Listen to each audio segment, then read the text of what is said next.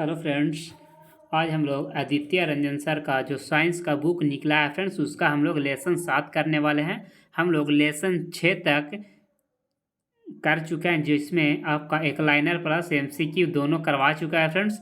जो लोग वीडियो अभी तक लेसन 6 तक नहीं देखा है फ्रेंड्स, वो देख लीजिएगा। आज हम लोग अध्याय 7 स्टार्ट करने वाले हैं, जो कि आज का आपका टॉपिक है तापमान और ऊष्मा। ठीक है, टेम्परेचर एंड हीट। ठीक है, चलिए सबसे पहले आज हम लोग पढ़ने वाले हैं तापमान मापक पैमाने के बारे में। ठीक है, तो चलिए फ्रेंड्स, जो लोग आज पहली बार हमारे चैनल को विजिट कर रहे हैं फ्रेंड्स, एक बार आप लोग चैनल को सब्सक्राइब कर लीजिएगा, क्योंकि अभी आपका आदित्य रंजन सर का फिजिक्स का चल रहा है फ्रेंड्स, उसके बाद केमिस्ट्री चलेगा, फिर आपका बायोलॉजी चलेगा, और जब ये समाप्त हो जाएगा तीनों, उसके बाद हम लोग एस के झा सर का जो साइंस का 5th एडिशन का जो न्यू बुक निकला है फ्रेंड्स, उसका हम लोग करने वाला है। क्योंकि रेलवे एग्ज़ाम जिनका भी है फ्रेंड्स, बहुत ही इंपॉर्टेंट है। बस ये दोनों बुक आप लोग कर लीजिएगा, सिलेक्शन 100% होगा फ्रेंड्स। तो चलिए सेशन को हम लोग स्टार्ट करते हैं। सेल्सियस का जो न्यूनतम तापमान होता है वो आपका 0 डिग्री सेल्सियस होता है, और अधिकतम जो टेम्परेचर होता है सेल्सियस में वो होता है आपका 100 डिग्री सेल्सियस। इसी तरह से आपका है केल्विन। केल्विन का जो न्यूनतम टेम्परेचर होता है वो आपका होता है -273 केल्विन। ठीक है, कितना होता है? 273 केल्विन। ठीक है, और अधिकतम तापमान जो आपका होता है 373 केल्विन। अगला है फ़ारेनहाइट। फ़ारेनहाइट का जो न्यूनतम टेम्परेचर होता है 32 डिग्री फ़ारेनहाइट, और अधिकतम जो टेम्परेचर होता है आपका 222 फ़ारेनहाइट। ठीक है, पानी का हिमांक बिंदु क्या होता है? पानी का जो हिमांक बिंदु होता है 0 डिग्री सेल्सियस होता है, और केल्विन में आपका हो जाएगा 273 केल्विन, और फ़ारेनहाइट में आपका 32 फ़ारेनहाइट हो जाएगा। और पानी का क्वथनांक, यहाँ का हिमांक यानी कि जिस बिंदु पर वो जमता है, ठीक है, और क्वथनांक कहने का मतलब कि जिस बिंदु पर वो खोलता है। तो पानी का जो क्वथनांक होगा 100 डिग्री होगा सेल्सियस में, केल्विन में 373 केल्विन, और फ़ारेनहाइट में आपका 212 फ़ारेनहाइट हो जाएगा। इसी तरह से यहाँ रिलेशन दिया हुआ है फ्रेंड्स कि C/5 बराबर F-32/9 K-273/5। ये आपका कांस्टेंट रहेगा। ये आप लोग फार्मूला याद रखेंगे, इससे आप लोग को बहुत ही बेनिफिट मिलने वाला है, जो कि हम लोग ऑब्जेक्टिव में देखेंगे। 0 डिग्री के या -273 डिग्री सेल्सियस को क्या कहा जाता है? तो विश्व का सबसे कम तापमान कहा जाता है। ठीक है, आप लोग ये नोट रखिएगा कि विश्व का सबसे कम तापमान किससे कहा जाता है? तो 0 केल्विन या -273 डिग्री सेल्सियस को कहा जाता है। अगला है, किस तापमान पर गैस का आयतन शून्य हो जाएगा, अर्थात इस तापमान पर गैस ठोस रूप में रूपांतरित हो जाती है? तो ये आपका हो जाएगा 0 केल्विन या -273 डिग्री सेल्सियस, जिसे परम शून्य तापमान कहा जाता है। अगला है, किसी तापमान पर पानी की 3 अवस्थाएं यानी ठोस, तरल और गैस अपनी अवस्था नहीं बदलती। तो ये आपका जो हो जाएगा 0.16 डिग्री सेल्सियस या 273 केल्विन। ठीक है, जिसे पानी का अतिरिक्त बिंदु कहा जाता है। किसे कहा जाता है? तो 273.16 केल्विन को कहा जाता है। ठीक है, अगला है, मानव शरीर का जो टेम्परेचर होता है वो कितना होता है? तो ये आपका हो जाएगा 98 डिग्री फ़ारेनहाइट, और जब सेल्सियस में बोलेगा तो आपका 37 डिग्री सेल्सियस हो जाएगा। अगला है, केल्विन पैमाने पर तापमान को सेल्सियस पैमाने में बदलने के लिए केल्विन में दिए गए तापमान से 273 घटाएंगे। अगला है, मरकरी, जिसे पारा थर्मामीटर का आविष्कार किसके द्वारा किया गया था? तो ये जो किया गया था आपका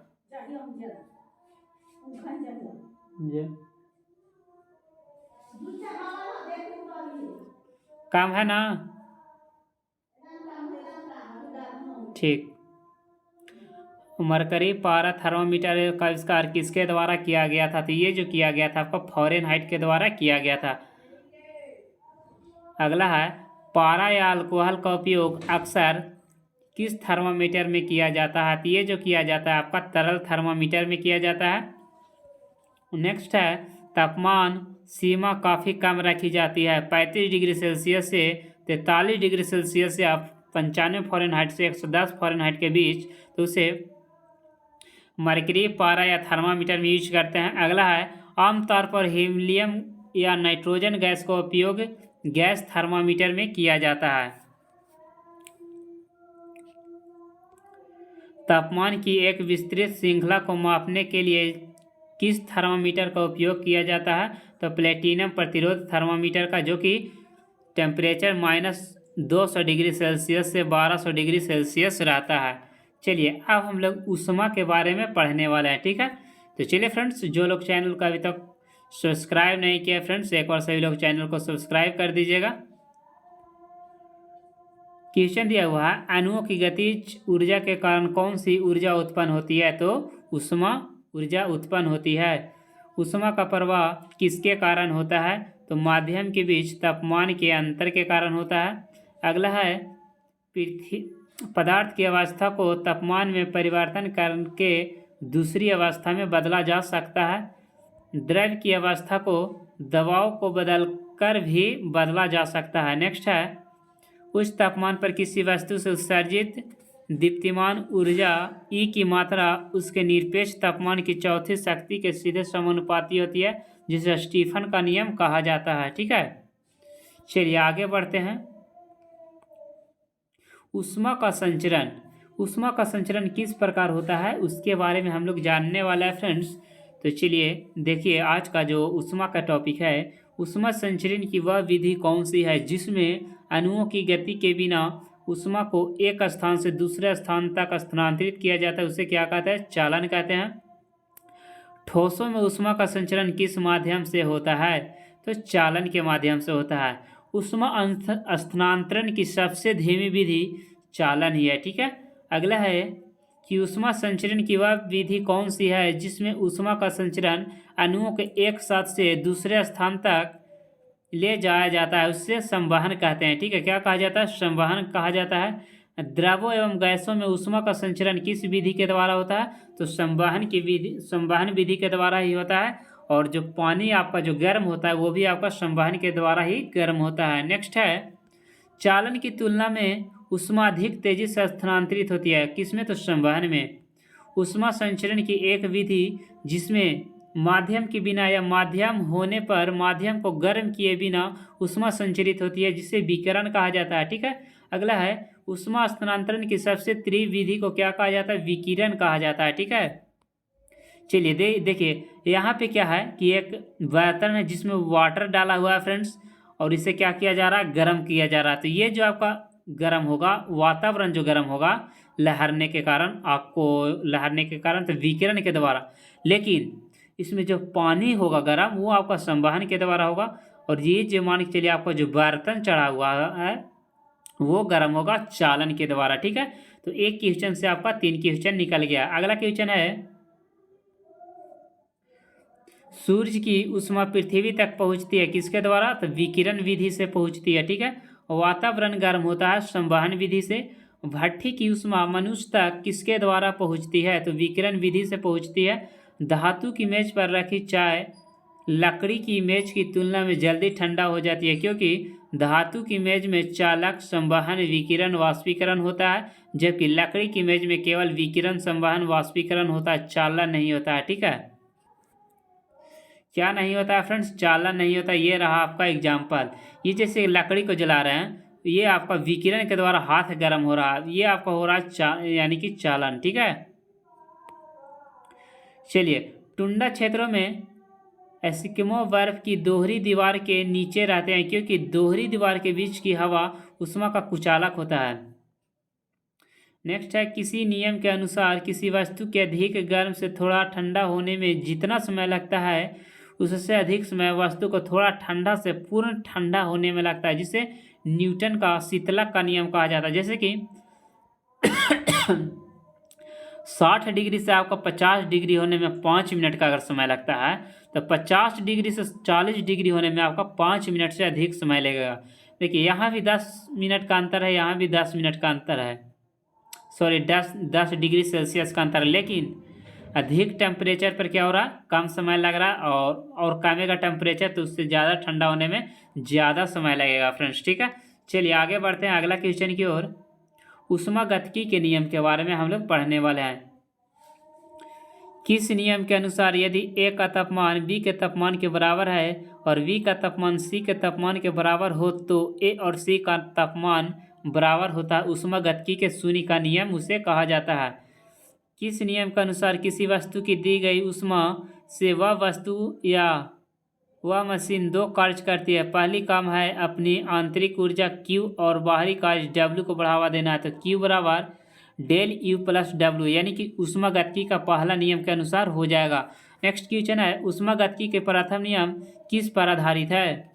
तो ऊर्जा संरक्षण के सिद्धांत पर आधारित है। नेक्स्ट क्वेश्चन है, ऊष्मा को निम्न से परिभाषित किया जा सकता है। तो ऊष्मागतिकी के प्रथम नियम से परिभाषित किया जा सकता है। किस नियम के अनुसार ऊष्मा निम्न तापमान से उच्च तापमान की ओर प्रवाहित नहीं होती है? यदि बाहरी बल अनुपस्थित हो तो ऊष्मा हमेशा उच्च तापमान से निम्न तापमान की ओर प्रवाहित होती है। उसे ऊष्मागतिकी का दूसरा नियम कहा जाता है। पृथ्वी का तापन, पृथ्वी पर तापमान में अत्यधिक या क्रमिक वृद्धि को क्या कहा जाता है? तो ग्लोबल वार्मिंग कहा जाता है। ग्लोबल वार्मिंग का मुख्य कारण है आपका CO2 गैस। CO2 सूर्य द्वारा छोड़ी गई अवरक्त किरणें को पृथ्वी के अंदर तो आने देती है लेकिन बाहर नहीं जाने देती है, जिसके कारण पृथ्वी का तापमान दिन प्रतिदिन क्या हो रहा है फ्रेंड्स? बढ़ता जा रहा है। ठीक है।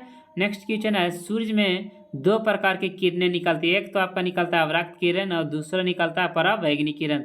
परावैंगनी किरणें ओजोन परत को यानी क्या करता है फ्रेंड्स? डैमेज करता है, यानी कि नुकसान पहुंचाता है, जिससे हम लोगों को कैंसर होने की संभावना रहती है। वह पिंड जो लगभग समस्त ऊष्मा विकिरण को अवशोषित कर लेती है वो आपका कृष्ण पिंड कहलाता है। नेक्स्ट है आपका उदाहरण अर्थात काजल लगभग 95% ऊष्मा विकिरण को अवशोषित करता है, इसीलिए काजल सर्वोत्तम काली कहा है। काला आदमी सारी ऊष्मा विकिरण को अवशोषित कर लेता है, इसीलिए उसे गर्मी अधिक लगती है। अब समझ में आया बाबू के काला आदमी कितना गर्मी कहा लगता है काला रसगुल्ला को। एक श्वेत व्यक्ति सारी ऊष्मा विकिरण को परिवर्तित कर देती है, इसीलिए उसे कम गर्मी लगती है। इसीलिए गोरा व्यक्ति को देखिएगा ना तो उसे गर्मी बहुत कम लगता है। ठीक है। गर्मी के दिनों में सफ़ेद कपड़े का प्रयोग किया जाता है क्योंकि सारी ऊष्मा विकिरण को परिवर्तित कर लेती है, जिससे गर्मी कम महसूस होती है। ठीक है। नेक्स्ट क्वेश्चन की ओर बढ़ते हैं फ्रेंड्स। किस नियम के अनुसार जो वस्तु उतनी ही अच्छी ऊष्मा अवशोषित होती है, अच्छी ऊष्मा अवशोषक होती है, वस्तु भी समान रूप से अच्छा उत्सर्जक है, जिसे किरचॉफ्स का नियम कहते हैं। ऊष्मीय विस्तार, रेखीय फलाव गुणांक अल्फा, क्षेत्रीय प्रसार गुणांक बीटा और आयतन प्रसार गुणांक गामा। अल्फा बीटा गामा बराबर जहाँ पर रेशियो होता है फ्रेंड्स 1:2:3 होता है। गर्मियों के दौरान ट्रैक के विस्तार के कारण पटरियों के बीच जगह छोड़ दी जाती है। चूंकि ग्रीष्म ऋतु में धातुओं का प्रसार होता है, यह रेखीय प्रसार गुणांक पर आधारित है। किस पे? रेखीय प्रसार गुणांक पर आधारित है। जितना भी हम लोग क्वेश्चन कर रहे हैं फ्रेंड्स, ये आदित्य रंजन सर का बुक का हम लोग कर रहे हैं। ठीक है। जिसमें हम लोग 6 लेसन तक कर चुके हैं। आज हम लोग लेसन 7 करने वाले हैं, जिसमें आपका MCQ प्लस एक लाइनर दोनों करवाएंगे। एक इंजन जो ऊष्मा को कार्य में परिवर्तित करता है उसे ऊष्मा इंजन कहते हैं। जैसे एग्जाम्पल आपका हो जाएगा डीजल इंजन, पेट्रोल इंजन। विशिष्ट ऊष्मा, किसी इकाई द्रव्यमान की अवस्था अपरिवर्तित रहने पर उसका तापमान 1 डिग्री सेल्सियस बढ़ाने के लिए आवश्यक ऊष्मा की मात्रा को क्या कहते हैं? तो विशिष्ट ऊष्मा क्षमता कहते हैं। क्या कहते हैं? विशिष्ट ऊष्मा क्षमता कहते हैं। अगला है, एम द्रव्यमान की किसी वस्तु को 0 डिग्री सेल्सियस से ऊपर उठाने के लिए आवश्यक ऊष्मा की मात्रा को क्या कहते हैं? तो उसे जूल किलोग्राम केल्विन कहते हैं। ठीक है। अगला क्वेश्चन है, विशिष्ट ऊष्मा की SI इकाई जूल किलोग्राम केल्विन कहते हैं। हाइड्रोजन गैस की उच्चतम विशिष्ट ताप क्षमता होती है, उसके बाद पानी की। ठीक है। सबसे ज़्यादा विशिष्ट क्षमता किसका होता है? हाइड्रोजन गैस का, उसके बाद पानी का होता है। पानी की विशिष्ट ऊष्मा क्षमता अधिक होने के कारण इसका उपयोग वाहनों के शीतलक में किया जाता है। ठीक है। नेक्स्ट क्वेश्चन की ओर बढ़ते हैं फ्रेंड्स। अगला क्वेश्चन है आपका, खाना पकाने वाले बर्तन की विशिष्ट क्षमता कम होती है क्योंकि तापीय चालकता अधिक होती है। क्योंकि देखिए विशिष्ट ऊष्मा कम होने का रीजन है क्योंकि उसका तापीय चालकता अधिक होती है। पानी की विशिष्ट ऊष्मा क्षमता जो आपका होता है 4200 जूल किलोग्राम पर केल्विन होता है, बराबर 1 कैलोरी पर ग्राम सेल्सियस होता है। ठीक है। वर्ग की विशिष्ट ऊष्मा आपका 2100 जूल होता है। 1 कैलोरी बराबर 4.18 जूल होता है। ठीक है। गुप्त ऊष्मा तापमान को स्थिर रखते हुए अवस्था बदलने के लिए दी जाने वाली ऊष्मा को कहा जाता है गुप्त ऊष्मा। यदि m द्रव्यमान की किसी वस्तु की अवस्था परिवर्तन के लिए दी गई ऊष्मा Q है तो Q बराबर ml होता है। ठीक है। चलिए अगला क्वेश्चन है आपका ऊष्मा प्रवाह की दर। ऊष्मा की वह मात्रा जो किसी पदार्थ में प्रति इकाई समय में स्थानांतरित होती है उसे ऊष्मा प्रवाह की दर कहलाती है। ऊष्मा प्रवाह की दर Q/T।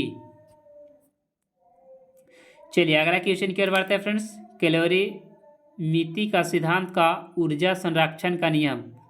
कैलोरीमिति का सिद्धांत ऊर्जा संरक्षण के नियम को इंगित करता है, अर्थात गर्म निकाय द्वारा त्यागी गई कुल ऊष्मा ठंडे निकाय द्वारा प्राप्त कुल ऊष्मा के बराबर होती है। ऊष्मा लाभ बराबर होता है ऊष्मा हानि। निकाय में ऊष्मा स्थानांतरण की गणना विशिष्ट ऊष्मा के सूत्र का उपयोग करके की जाती है। Q बराबर ms/T। नेक्स्ट क्वेश्चन है आपका, जहाँ Q ऊष्मा स्थानांतरण की माप, m निकाय का द्रव्यमान, s निकाय के विशिष्ट ऊष्मा, ΔT बराबर तापमान में परिवर्तन। मिश्रण का अंतिम तापमान इस प्रकार दिया जाता है। T बराबर m1s1T1 प्लस m2s2T2 बटा m1s1 प्लस m2s2। तो चलिए फ्रेंड्स, ये आपका आदित्य रंजन सर का बुक का हम लोग जो साइंस का बुक निकला है फ्रेंड्स, उसका हम लोग आज लेसन 7 कर चुके हैं। इसके अगला वीडियो में हम लोग MCQ करने वाला ऑब्जेक्टिव MCQ करेंगे फ्रेंड्स। तो जो लोग पहली बार चैनल को विजिट कर रहे हैं फ्रेंड्स, सभी लोग चैनल को सब्सक्राइब लाइक शेयर जरूर करिएगा फ्रेंड्स, ताकि हमें भी मोटिवेशन मिल सके फ्रेंड्स। आप लोग का जितना सपोर्ट रहेगा उतना हम आप लोग के लिए ज़्यादा से ज़्यादा वीडियो अपलोड करेंगे फ्रेंड्स। बस इतना ही आप लोग से चाहते हैं। बस एक बार सभी लोग जय हिंद कमेंट्स कर दीजिएगा लास्ट में। तो चलिए सभी को जय हिंद, जय भारत, जय बिहार।